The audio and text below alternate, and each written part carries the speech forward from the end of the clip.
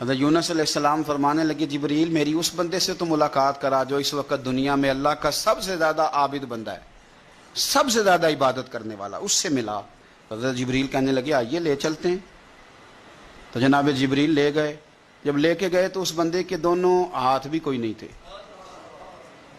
دونوں پیر بھی نہیں تھے، اس کا وجود سارا تکلیف سے کٹا ہوا تھا اور اس کی آنکھیں بھی نہیں تھیں۔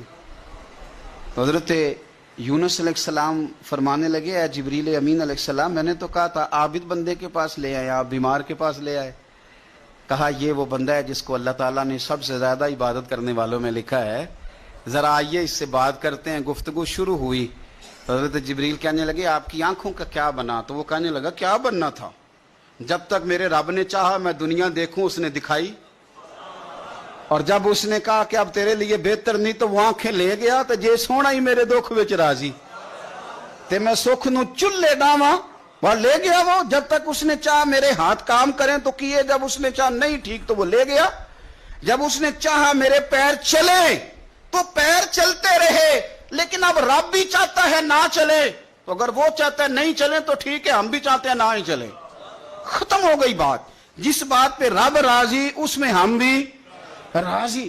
حضرت سیدنا یونس علیہ السلام فرماتے ہیں میں سمجھ گیا یہ واقعی اللہ کا سب سے زیادہ عبادت گزار بندہ، لیکن یہاں شکوے پریشانیاں ہی پریشانی، ذرا ذرا سی بات پہ تکلیفیں، وہ آنسو جو صرف مصطفیٰ کے لیے بہانے چاہیے، وہ ہم نے اپنی چھوٹی چھوٹی پریشانیوں کے لیے، رزق کے لیے، اس کے لیے اس کے لیے ہم نے وہ بہا دیے۔ رسول کریم علیہ السلام نے فرمایا کتنے ہی ایسے لوگ ہیں جن کے بال بکھرے ہوئے ہوتے ہیں اور ان کے بال غبار آلود ہوتے ہیں، مٹی پڑی ہوتی ہے، گرد پڑی ہوتی ہے، اور فرمایا ان کے پاس صرف پرانی 2 چادریں ہوتی ہیں، کوئی مہنگا لباس بھی نہیں ہوتا، اور اگر وہ کسی سے پناہ مانگیں تو کوئی انہیں پناہ بھی نہیں دیتا۔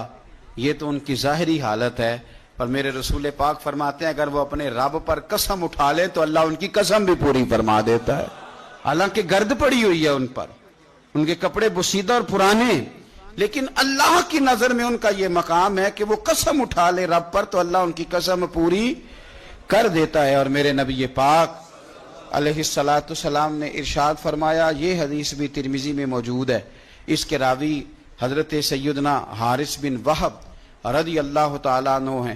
نبی پاک علیہ السلام نے فرمایا کیا میں تمہیں جنتی لوگوں کے بارے میں نہ بتاؤں؟ انداز دیکھیے گفتگو کا، کیا تمہیں جنتی لوگوں کے بارے میں نہ بتاؤں؟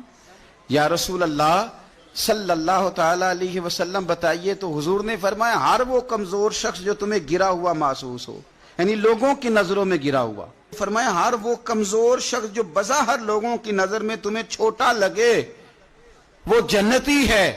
فرمایا لوگ اسے چھوٹا سمجھ رہے ہیں، پر اگر وہ قسم اٹھا لے گا تو رب اس کی قسم کو بھی پورا فرما دے گا۔ غبار آلود سمجھ کر حقارت سے نہ دیکھ ان کو، انہی کی ٹھوکروں سے سلطنت بنتی اور بگڑتی۔